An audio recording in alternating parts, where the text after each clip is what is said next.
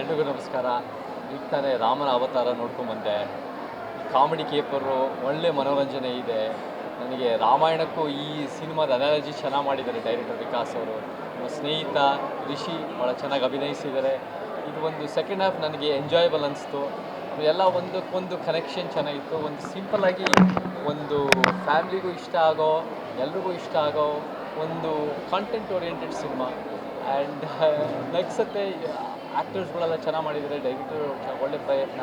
ಮತ್ತು ಇದೇ ಥರ ನಮಗೆ ಕಾಂಟೆಂಟ್ ಓರಿಯೆಂಟೆಡ್ ಸಿನಿಮಾಗಳು ಬೆಳಿಬೇಕು. ನಾವು ಕಟ್ಕೊಳ್ಳಿ, ದೊಡ್ಡದು ಚಿಕ್ಕದು ಅಂತ ಅಲ್ಲ, ಅರ್ಥಪೂರ್ಣವಾದ ಸಿನಿಮಾಗಳು. ಯಾವ ಸಿನಿಮಾಗಳು ನಮಗೆ 2 ಗಂಟೆ ಕಾಲ ಮನೋರಂಜನೆ ಕೊಡುತ್ತೆ, ಅದೇ ನಮಗೆ ಉತ್ತಮ ಸಿನಿಮಾಗಳು. ಅಂಥ ಸಿನಿಮಾಗಳು ಬಂದಷ್ಟು, ಅಂಥ ಸಿನಿಮಾಗಳು ಗೆದ್ದಷ್ಟು ಕನ್ನಡ ಚಿತ್ರರಂಗ ಗೆಲ್ಲುತ್ತೆ.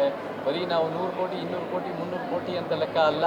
ನಮಗೆ ಒಂದು ಸಾಧಾರಣ, ಒಂದು ಮಾಮೂಲಿ, ಒಂದು ಆ್ಯಾವ್ರೇಜ್ ಸಿನಿಮಾಗಳು ಅವೆಲ್ಲ ಕೂಡ ರಿಕವರಿ ಮಾಡಿ ಅವೆಲ್ಲ ಕೂಡ ಜನರಿಗೆ ರೀಚ್ ಆಗಬೇಕು.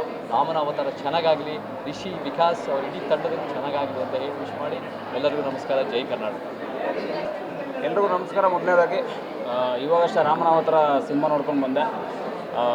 ಇದರಲ್ಲಿ ನಾನು ಕೂಡ ಒಂದು ಪಾತ್ರ ಮಾಡಿದ್ದೆ, ಮೈಕಲ್ ಅಂತ ಒಂದು ಪಾತ್ರ ಮಾಡಿದ್ದೀನಿ. ನಮ್ಮ ದಂತಕಥೆ ನಮ್ಮ ಅರುಣ್ ಸಾಗರ್ ಅವರು ಕೂಡ ತುಂಬ ಅದ್ಭುತವಾಗಿ ಅಭಿನಯ ಮಾಡಿದ್ದಾರೆ. ರಿಷಿ ಅವರ ಹೊಸ ಅವತಾರ ನೋಡಬೇಕು ಅಂದರೆ ನೀವು ರಾಮನ ಅವತಾರ ಸಿನಿಮಾ ನೋಡಬೇಕು. ಇಲ್ಲಿವರೆಗೂ ಅಲ್ಮೇಲಮ ಆಗಿರ್ಬೋದು, ಮತ್ತು ಸಾರ್ವಜನಿಕ ಸುವರ್ಣ ಅವಕಾಶ, ಹಾಗೆ ಕೌಲುದಾರಿ, ಇವೊಂದು ಬೇರೆ ಪ್ಯಾಟ್ರನ್ ಸಿನಿಮಾಗಳು. ಈ ಮಾಡ್ರನ್ ರಾಮನ್ ನೋಡಬೇಕು ಅಂದರೆ ರಾಮನ ಅವತಾರ ನೋಡಬೇಕು. ಕರ್ನಾಟಕ ಜನತೆ ಈ ಥರ ಒಂದು ಸಿನಿಮಾಗಳನ್ನು ನೋಡಿ ಬ್ಲೆಸ್ ಮಾಡಿ ಅಂತ ಈ ಮೂಲಕ ಹೇಳ್ಕೊತೀನಿ.